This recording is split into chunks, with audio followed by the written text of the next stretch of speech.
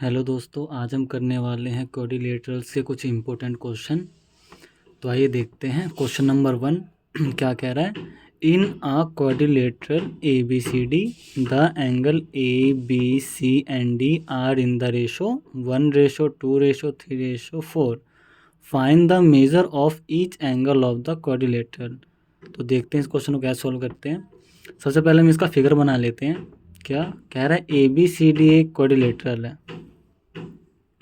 तो सबसे पहले क्वाड्रिलेटरल बना लेते हैं। नाम दे देते हैं A B C and D. Solution क्या कहा गया है, ए बी सी डी। मुझे इन 4 एंगल्स का मुझे रेशो गिवन है। क्या, ए का रेशो 1 है, बी का रेशो 2 है, सी का रेशो 3 है, 4 का रेशो, डी का रेशो 4 है। याद रखना, जब किसी भी एंगल का जब हमें रेशो दे रखा होता है तो उसे हम कैसे करते हैं। सबसे पहले हम लेट कर लेते हैं। जो एंगल ए होगा वो x होगा, एंगल बी जो होगा वो होगा 2x, एंगल सी क्या होगा 3x, एंगल डी क्या होगा 4x। कभी भी हमें जब जो एंगल्स होते हैं और उसको अगर हमें रेशो दे रखा है तो उन सभी को x लेट कर लेते हैं। करेंगे क्या, देखिए एंगल ए हमें पता चल गया है x है, angle B 2x, angle C 3x, angle D 4x। हमें पता है क्वाड्रिलेटरल्स के 4 एंगलों का सम कितना होता है, 360 होता है। करिए, x plus 2x plus 3x plus 4x, इन 4 एंगल्स का सम कितना होगा 360। देखिए 1x 2x 3x 3x 3x 6x 6x plus 4x 10x आ जाएगा इजिकल्स 2 में 360। 10 इधर x के साथ मल्टीप्लाई में इधर आएगा तो डिवाइड में आ जाएगा। x इजिकल्स 2 में 0 से 0 गया, क्या बचा 36। x की वैल्यू कितनी आ गई 36। अब देखिए हमने एंगल ए को क्या माना था, x माना था, और x की वैल्यू कितनी है 36 डिग्री। तो एंगल ए कितना आ गया 36 डिग्री। एंगल बी देखते हैं। एंगल बी को हमने क्या माना था 2x, 2 मल्टीप्लाई x की वैल्यू हमने अभी निकाली है 36। इन दोनों को आप मल्टीप्लाई करोगे तो आएगा 72 डिग्री। एंगल सी को हमने क्या माना है 3x माना है, 3 मल्टीप्लाई x की वैल्यू निकालना है अभी 36। इन दोनों को मल्टीप्लाई करेंगे तो आएगा 108 degree. Angle D, angle D को हमने क्या माना है 4x, 4 मल्टीप्लाई x की वैल्यू निकाला है 36। जब इन दोनों को मल्टीप्लाई करेंगे तो आंसर आएगा 144x। ये हमें चारों एंगलों के डिग्री पता चल गए हैं, यही हमें निकालना था। क्वेश्चन नंबर 2 देखते हैं। क्वेश्चन नंबर 2 क्या कह रहा है,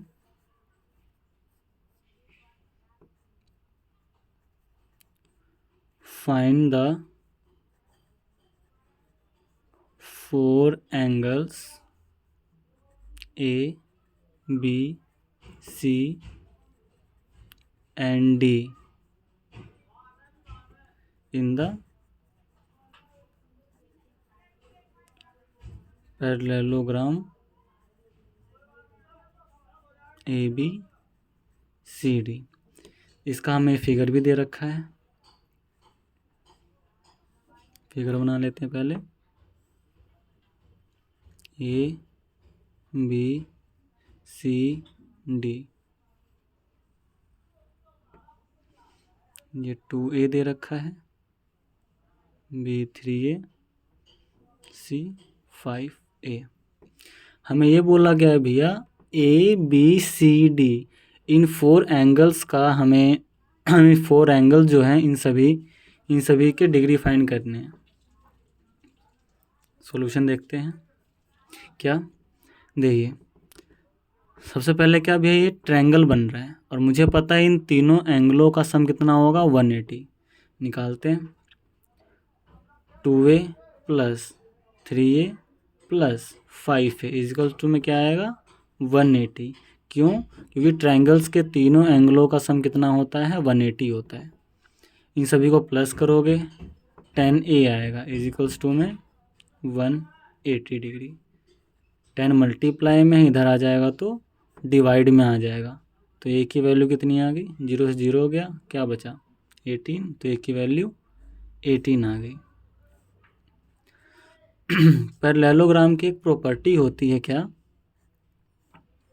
इनमें जो आमने सामने का जो ये एंगल होता है ना, ये इक्वल होता है। ये दोनों एंगल इक्वल्स होते हैं और ये दोनों एंगल्स क्या होते हैं, इक्वल्स होते हैं। ये पैरेललोग्राम की प्रॉपर्टीज़ हैं। देखिए एंगल सी हमारा क्या था, 5a। 5a की वैल्यू हमने अभी निकाली है, कितना 18। जब आप इन दोनों को मल्टीप्लाई करोगे तो आंसर आएगा 90। अब देखिए ये भी पैरेललोग्राम है, तो इसमें क्या होगा, एंगल सी और एंगल ए और एंगल सी दोनों क्या होंगे, इक्वल्स होंगे।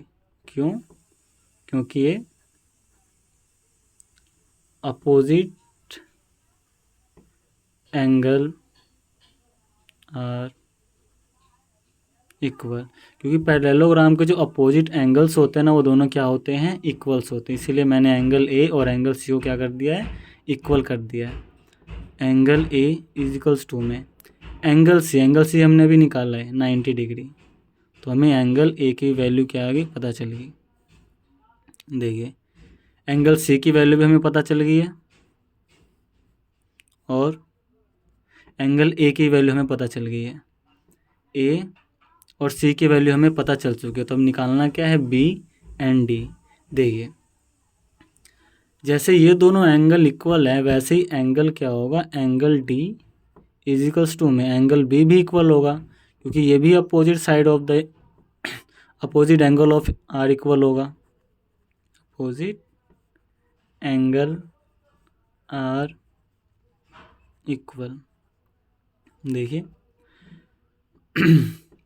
इन 4 एंगल्स का सम कितना होगा, 360। करिए, angle A plus angle B plus angle C plus angle D कितना आएगा, 360।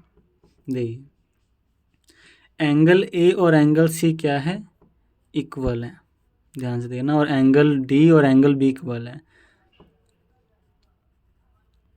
एंगल सी की जगह मैं एंगल ए लिख सकता हूँ। क्यों लिख सकता हूँ, क्योंकि ये दोनों क्या हैं, इक्वल हैं। प्लस एंगल डी की जगह मैं क्या लिख सकता हूँ, एंगल बी लिख सकता हूँ, क्योंकि ये दोनों इक्वल हैं। इजिकल्स टू में 360 डिग्री।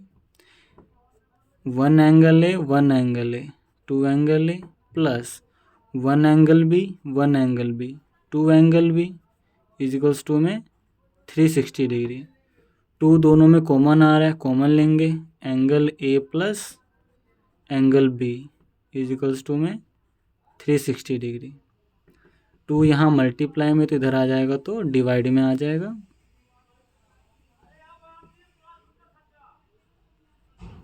360 अपॉन में 2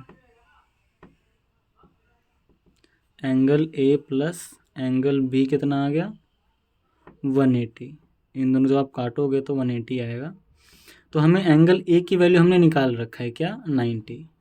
तो 90 degree plus angle B is equals to में 180 डिग्री।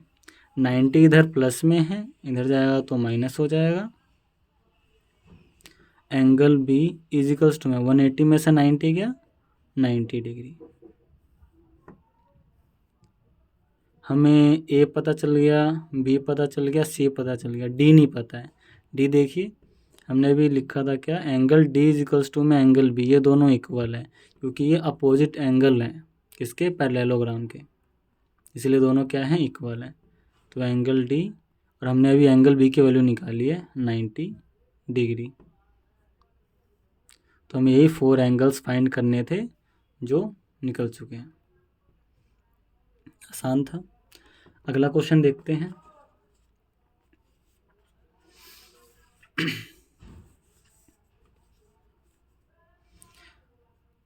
अगला क्वेश्चन क्या है? Question number 3, ABCD is a rectangle with angle BAC is equals to में 32 डिग्री। Determine angle DBC। देखिए इस क्वेश्चन को कैसे करते हैं।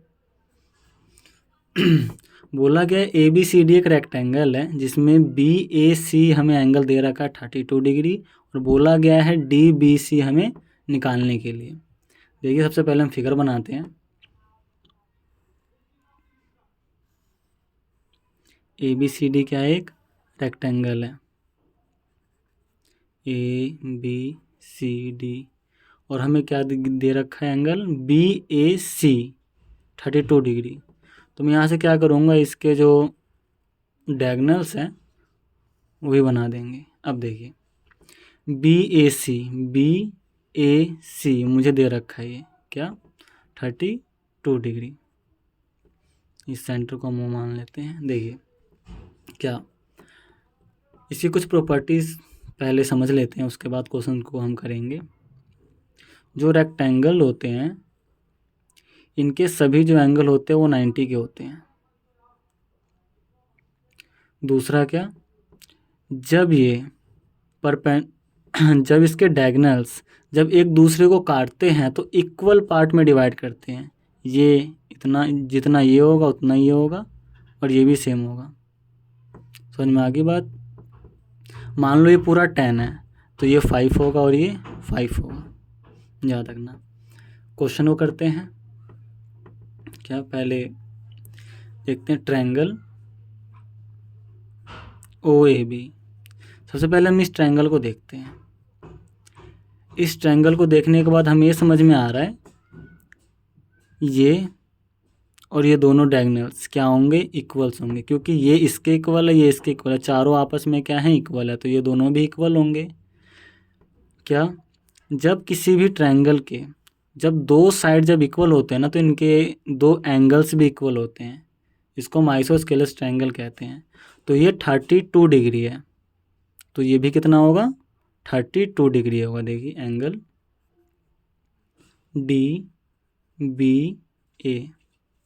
DBA कितना आ जाएगा? 32 डिग्री, याद रखना। आगे जो एंगल ABC है, ABC कितना है? 90 डिग्री। ABC जो ट्रायंगल है वो दो एंगलों को मिलकर 90 डिग्री बनाया हुआ है, एक तो इस एंगल को और दूसरा इस एंगल को। क्या नाम है? Angle DBA plus angle DBC।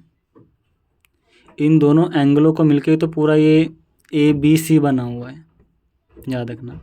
और हमें DBA की वैल्यू हमें पता है क्या? 32 degree plus angle DBC is equals to में 90 डिग्री। ये प्लस में उधर जाएगा तो माइनस में हो जाएगा। 90 degree minus 32 degree, angle DBC is equals to में 90 में से 32 गया, कितना आ जाएगा? 58 डिग्री। हमें यही निकालना था, DBC।